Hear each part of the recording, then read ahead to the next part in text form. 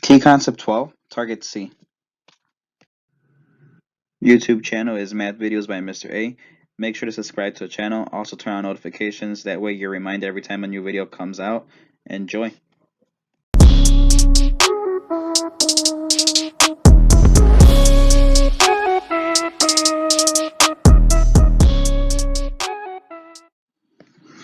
For target C, we're going to be focusing on solving quadratic equations using the quadratic formula. Okay, quadratic formula is x equals negative b plus or minus the square root of b squared minus 4ac, all divided by 2a. Now, we've actually solved quadratic equations before. We've used factoring. We've completed the square. We've taken square roots. This is just one more technique that we can use to solve quadratics. The nice thing about the quadratic formula is that it basically works for any quadratic equation that you use, right? So only certain equations can be factored. Only certain ones can you use the square root method, but the quadratic formula is one that will work for any quadratic equation you have. Okay, the first thing you want to do is make sure that your equation is written in standard form, which is ax squared plus bx plus c. Now, sometimes they'll ask you just how many solutions something has rather than what is the solution. And in situations like that, we're going to do something called calculating the discriminant. The discriminant is the radicand of the quadratic equations. If you remember vocabulary from a previous key concept, radicand is all the values underneath the square root. Okay, so in this case, the radicand of the quadratic formula is b squared minus 4ac. So if we calculate just that portion of the formula immediately, we're able to determine how many solutions a quadratic has. Okay, if you remember before, every quadratic equation that we've solved has had two solutions. It's been where the quadratic equation crosses the x-axis twice. But you'll see in the next slide that it's not always two times. All right, so we're going to go ahead and calculate the discriminant, which again is the radicand of the quadratic formula, b squared minus 4ac. If we calculate the discriminant and we end up with a value that's greater than 0, that's going to tell us that this quadratic equation has two real solutions, which means it will cross the x-axis at two different locations. So you can see here on this graph, it crosses the x-axis here and right here, okay, at two specific x values. It looks like it actually might be positive 2 and negative 2. We can also write those answers as ordered pairs, x comma y, okay. Let's say we calculate the discriminant and we end up with the value 0. That means that there's exactly one real solution. So you'll notice there, the quadratic, the parabola, crosses the x-axis only once right here. It looks like it's the x value 3. So we usually say that the solution is the x value 3, or the ordered pair 3, 0, with multiplicity 2, which means it shows up 2 times.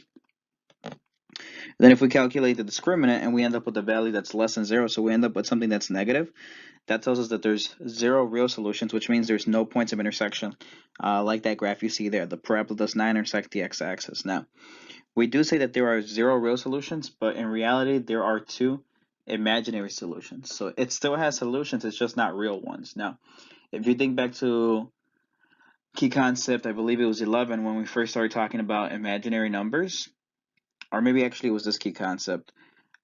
Imaginary numbers are a result of having negative values underneath the square root. You think back to the quadratic formula on the previous slide that I showed you, there is a square root. So that tells us if we're going to end up having imaginary numbers, there's going to be negatives underneath that radical, which means there's not going to be any real solutions, okay? But there will be some imaginary ones. For example 1, the directions are to determine the number of solutions for each quadratic equation. Notice again, they don't want to know what the solutions are, they want to know how many solutions that each will have. So we're going to have to calculate the discriminant. So we'll start with A. First thing you want to make sure is that it's in standard form. So ax squared plus bx plus c equals 0. And sure enough, it is. Now keep in mind, the formula does say standard form is ax squared plus bx plus c. That does not mean that a, b, and c have to be positive. A, b, and c could actually be negative values. So in this case, a is positive 9, b is a negative 3, that's okay, and c is a 2. Okay, so do not think that standard form automatically means that everything's positive. I can rewrite that equation as 9x squared plus a negative 3x plus 2. And it would be in the correct format, which it already really is. So the discriminant is calculated by taking b squared minus 4ac. So before I do that, I want to go ahead and identify my ABC values. So in this case, A is going to be 9, B will be negative 3, and C will be 2. Okay, so B squared, you're going to want to go ahead and put that in parentheses, whether it's positive or negative, just so that in case it is negative, you don't forget to include it as being raised. Okay, so when you have negative 3 raised to the second, that's negative 3 times negative 3. Minus 4 times A, which was 9, C times was 2, so we'll put that in parentheses. Negative 3 raised to the second is 9. Negative 4 times 9 is a negative 36. Negative 36 times 2 gives you a negative 72. All right. Then we're just going to go ahead and multiply those values together. Or not multiply, I'm sorry, subtract. 9 minus 72 will give us a negative 63. Okay. The discriminant here is actually less than 0. So that tells us that there's going to be 0 real solutions. Okay. Again, keep in mind, that does mean that there are some imaginary ones, but right now, in terms of real, there are none. Okay. Moving on to example B. Again, making sure first that the equation is in standard form. Ax squared plus bx plus c equals 0. Sure enough, it is. Remembering that a is negative 2, b is negative 8, and c happens to be negative 8 as well. We're going to go ahead and calculate the discriminant.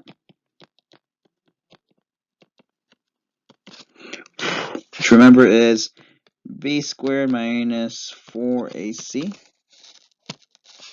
B was negative 8, so negative 8 in parentheses raised to the second minus 4 times A, which was negative 2, times C, which was negative 8. Negative 8 raised to the second power is going to give you positive 64. Negative 4 times negative 2 will give you a positive 8, and 8 times negative 8 will give you a minus 64. When we subtract it, we get 0. Since the discriminant is exactly 0, that tells us that there is one real solution. Again, that might mean that there is a multiplicity, which means we end up with the same answer twice, but we will only really count it as 1. Okay, and remember, if we had ended up with a discriminant that was greater than 0, that would tell us that there are 2 real solutions. Example 2. It says solve for x by using the quadratic formula. Okay, so for all the other examples in this video, I'm going to be using the quadratic formula to actually solve. So we're not focusing on how many solutions, but what are the actual solutions. So for each quadratic, we're looking for basically either 2 real solutions, 1 real solution, or 0 real solutions, and then considering the possibility of imaginary solutions. So we're looking for points at which the parabola would cross the x-axis. And more than anything, we're focusing on the x values because we already know that the coordinates for the y's are going to be 0 because they're actually on the x-axis. Now, what I would recommend for this, because I'm going to basically be going over all of example 2, which doesn't leave a lot of problems for you guys to practice, is that when I take a step, maybe something that you'd like to do is pause the video and try to see how far you can get to through the examples yourself before needing my help. So let's say you get stuck at a certain point, watch my video up until the point at which I clear up any confusion, and then pause the video again and continue working out the examples, so that way you're really trying these out yourself and you're not just copying and pasting what I'm doing, but rather sort of doing that thinking for yourself. Okay. All right, so first things first, for A, we want to make sure that the equation is in standard form, so right above it, ax squared plus bx plus c equals 0. Okay, it looks like that equation is in standard form. Next thing I'm going to want to do is identify my ABC values and actually write them out. So do not always, like when we start filling in the formula and plugging things in and substituting them in, do not just keep grabbing from the actual equation. I always think it's worth the extra effort to go ahead and write down specifically what is A, what is B, and what is C. All right, so A is the coefficient of x squared, which is 1. B is a coefficient of x, which is -5, and then C is my constant, which is a -14. So now let's go ahead and plug in those values where they need to go. All right, so we have x equals -b. Now keep in mind, they're not telling you that b is negative. They're saying that that's the formula. So it has to be negative, and then whatever b is, which in this case happens to be -5. So we're actually going to have another negative. In order to remind myself that what we have there is a double negative, I'm going to go ahead and put in parentheses. Then we have plus or minus square root b squared. Again, whenever you're raising something to a power, I would put it in parentheses just so that you don't forget that there might be another negative and that it might cancel out depending on whatever your exponent is. So -5 in parentheses, raised to the second, -4 times 1 times -14, close it up, and then it's all over 2a, so 2 times 1. And then we're just going to do step by step. There'll be some times where you probably got think to yourself, you can combine it or you can do that in your head. That's okay, but I would say right now, since this is our first time being exposed to the quadratic formula, that we take it step by step, and even if you can do something in your head, write it down. So that way when you're going back and let's say potentially you make a mistake, it's easy for you to see where because every step is drawn out. Whereas if you do things in your head, you're going to miss maybe something and then you're not going to know where it even came from. All right. So first thing I do is the negative b on the outside. There's two negatives. That right there will become a +5, plus or minus. -5 raised to the second will give me +25. -4 times 1 will give me -4.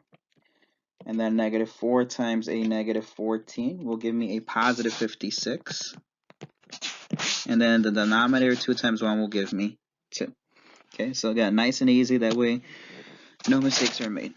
Now, next thing I'm going to focus on is inside the radical. So we have x equals 5 plus or minus 25 plus 56 will give me 81. And then it's all divided by 2. Okay, I'm just going to go ahead and continue the work to the right. Now, I'm going to take the square root of 81 and I'll work it out to the side.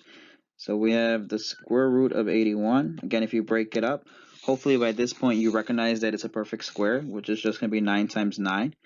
There's my pair, so 1 9 will come out and they'll both cancel. And that's going to replace the square root of 81. Okay, so we're going to have x equals 5 plus or minus. Let me just rewrite that equal sign. And we just said square root of 81 is going to be replaced. We take out 1 9. Since there's a pair, they both cancel. There's no need for the radical anymore. And it's all going to be divided by 2. Okay. Now, on the top, everything in the numerator is being divided by 2. However, 5 cannot be divided by 2, and neither can 9. So I'm going to go ahead at this point, and I'm going to separate the two answers. So we have x equals 5 plus 9 divided by 2. And we have x equals 5 minus 9 divided by 2. Now, working on the left one, 5 plus 9 will be 14. On the right one, 5 minus 9 will be -4. Again, I realize I'm probably doing more work here, writing it out. 14 divided by 2 will give you 7, so that'll be one of the answers. And then -4 divided by 2 will be -2, and that'll be the other answer. Okay, so two answers here will be 7 and -2. Okay, notice too, if you're doing this on Microsoft Word, I strongly recommend using different colors for every step, just as I did, just because it's a little bit easier. If you're working with pencil, I would say leave a line in between each step. It's worth the taking up extra pieces of paper just so that your work is not clumped in one section. And again, it makes it harder for you to identify what you did. All right, moving on to example B. And like I said, I'll be going over a few of these because the process to complete them is basically the same, but the way your final answer comes out can vary pretty greatly depending on the problem and the numbers that you have. So moving on to the next one. First things first, make sure it's in standard form. Hang on a sec, still on the highlighter there. Okay, so we have ax squared plus bx plus c equals 0. Looks like it is in standard form.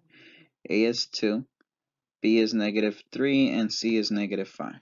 Okay, friendly reminder, pause at any moment to try it yourself, and then when you get stuck, continue the video, but try to do some of these on your own. Okay, plugging it in, we have x equals negative b. B also happens to be negative, so there'll be a double negative again, plus or minus the square root of b squared, b in parentheses, the squared outside, minus 4 times a, which is 2, times c, which is a negative 5. Okay, and that'll all be divided by 2a, so bring down the 2, and then a is 2, so they'll get multiplied together.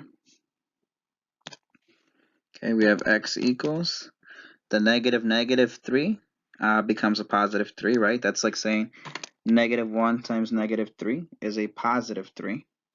And then plus or minus square root, negative 3 raised to the second gives you 9.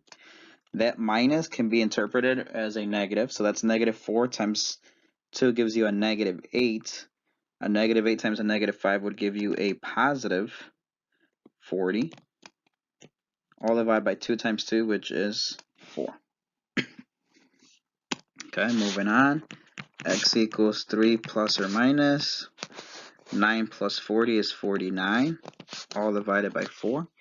Right underneath here, I'm going to go ahead and take the square root of 49 and break it up. So again, hopefully at this point you recognize 49 is a perfect square. That's 7 times 7. So there'll be 1. I'll take 1 out, they'll both cancel, and I'll no longer need the radical. So I'll continue the work over here. We have x equals 3 plus or minus, again, the square root of 49 was just 7, all divided by 4. And then I'll go here, and again, I'll separate the fractions just to make it a little bit easier to work with. We have x equals 3 plus 7 divided by 4. And then we have x equals 3 minus 7 divided by 4. On my left, 3 plus 7 is 10. We're going to divide that by 4. On the right, 3 minus 7 gives you negative 4 divided by 4. And now 10 divided by 4 is 2.5, but I do not want the decimal equivalent. I want the simplified fraction. So you ask yourself, okay, what's the biggest number I can divide 10 and 4 by? And the answer is 2. So 10 divided by 2 will give you 5. 4 divided by 2 will give you 2. One of the answers is 5 halves. And then negative 4 divided by 4 is negative 1. That is the other answer. And those are our two final answers for this one. Okay, so we're looking at C, x squared minus 8x plus 20 equals 0. So again, we're looking at to see if it's in standard form. So ax squared plus bx plus c equals 0. Sure enough, it is, with a being 1, b is negative 8, and c is 20. So now we're going to go ahead and plug in all the values where they need to go. So we have x equals negative b, so double parenthesis there, plus or minus square root of b squared, negative 8 raised to the second, minus 4 times a, which is 1, times c, which is 20, all divided by 2 times a being 1. Okay, x equals, the double negative outside gets multiplied to give you a positive 8, plus or minus. Negative 8 squared gives you a positive 64. Negative 4 times 1 is negative 4. Negative 4 times 20 gives you a negative 80. And then 2 times 1 gives you 2.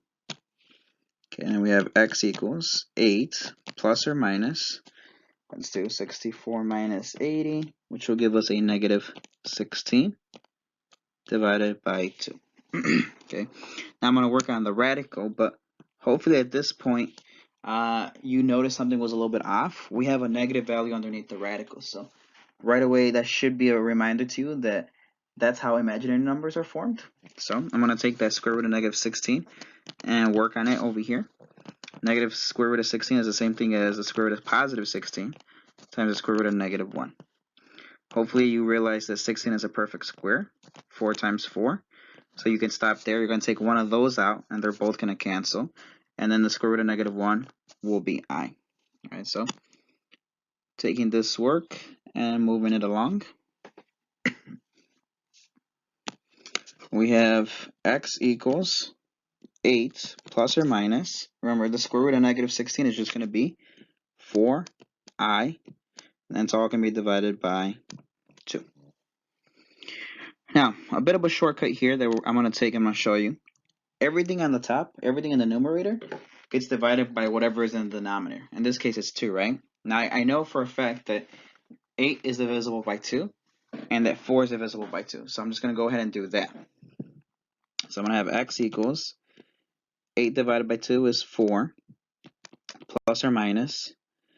Think of 4i. So it technically, well, it is a product, right? It's 4 times I. So the only thing we're really dividing is 4 and 2. 4 divided by 2 will give me 2, and then it's still being multiplied with I.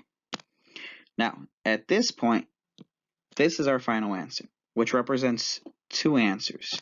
So you can leave it as it is, or you can go ahead and separate them so that the 2 answers are more obvious. So you can stop here, and it would be 100% correct. I'm just going to show you how we would separate them, just in case you're ever in a situation where your teacher asks that you separate your 2 answers to make it obvious. So the first one would be x equals 4 plus 2i, and your other answer would be x equals 4 minus 2i. Okay, so again, those are also perfectly correct. All right. Okay, example D. Ax squared plus bx plus c equals 0, where a is 1, b is 2, and c is 6. Okay, plugging things in. We have x equals, oh, notice in this case, b is not negative, so it's just going to be a negative 2. There's not going to be a double negative here. Plus or minus b squared. Now, technically, we don't need the parentheses here because b was positive to begin with, but I think it's just a good habit whenever you're raising something to put in parentheses for that occasion when it is negative and you don't want to make a mistake. Minus 4 times a, which is 1, times c, which is 6, all divided by 2 times a, which was 1. And we have x equals negative 2, plus or minus. 2 squared is 4, minus 4, negative 4 times 1, which is negative 4. Negative 4 times 6, which is going to give us a negative 24. 2 times 1 in the denominator will just give us 2. Okay, we have x equals negative 2, plus or minus.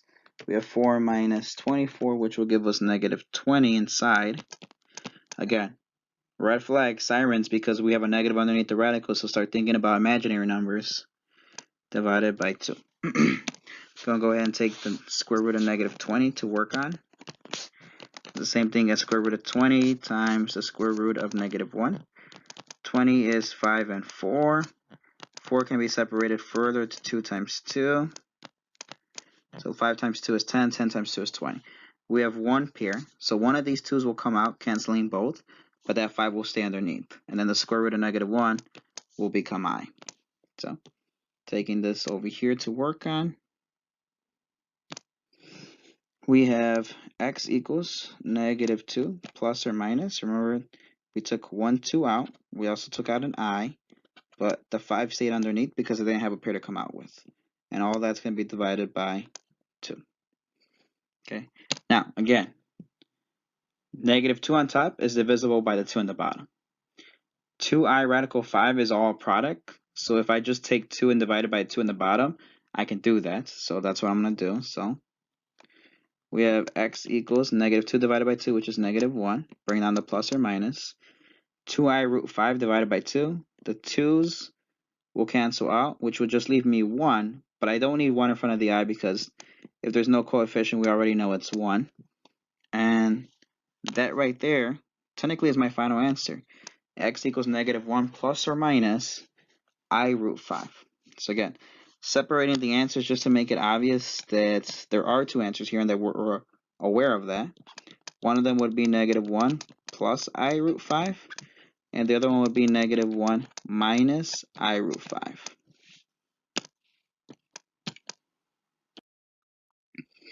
All right, E, we have x squared minus 13x plus 17 equals negative 2x squared minus 3x plus 2. Okay. Now, hopefully we notice right away, as we should be checking, that that equation is not in standard form. So we need to get it in ax squared plus bx plus c equals 0, which means we need to get everything to the left. And we're going to try to do this all in one step. So I'm going to drop my line down the middle. I want to get rid of the minus 2x squared or the negative 2x squared, so I'm going to add 2x squared on the right and also to the left. Notice that I do it right underneath the x squared because they're like terms. I want to get rid of the minus 3x. I'm going to go ahead and add 3x to both sides. Again, right underneath the minus 13x because they're like terms. It's positive 2, so I'm going to subtract 2 right underneath the 17 because they're both constants. Okay. 1x squared plus 2x squared is going to go ahead and give me 3x squared. Negative 13 plus 3 is going to give me a minus 10x. And then 17 minus 2 will give me a positive 15, and that'll all be equal to 0. So A will be 3, B will be negative 10, and C will be a positive 15. Now I can go ahead and plug it into the quadratic formula. So we have x equals negative 10 plus or minus the square root of b squared, so negative 10 squared minus 4 times a, which was 3, times c, which is 15, all divided by 2 times a, which was 3. Okay, x equals negative 10 becomes a positive 10, plus or minus. Negative 10 squared will give us 100. And now we have negative 4 times 3, which will give us negative 12 times 15, which will give us a minus 180. All divided by 2 times 3, which is 6. Okay, we have x equals 10 plus or minus. We got 100 minus 180. It's going to give us a square root of negative 80. Again, red flag, sirens. We have an imaginary number over 6. Okay, so I'm going to go ahead and take the square root of negative 80 to work on. It's going to be the same thing as square root of 80 times the square root of negative 1. 80, I'm thinking, is 8 times 10. It's the first one that came to my mind. 8 is 4 times 2. 10 is 5 and 2. Okay, and this 4 can be broken down further. 2 and 2. Bring down another 2. Bring down a 5. Bring down a 2. 2 times 2 is 4. 4 times 2 is 8. 8 times 5 is 40. 40 times 2 is 80. Perfect. We have one pair of 2's, so 1 2 will come out. Another pair of 2's, so another 2 will come out and be multiplied together. And the 5 will stay underneath, so that'll be 4 root 5, and then square root of negative 1 is I. Okay, this is where I said things can get a little bit tricky, so you need to be very careful. So I'll continue it there. We have x equals 10 plus or minus, remember, 4i root 5. That is what square root of 80 simplified to. All divided by 6. Okay, now the 10 and the 4 on top are not divisible by 6.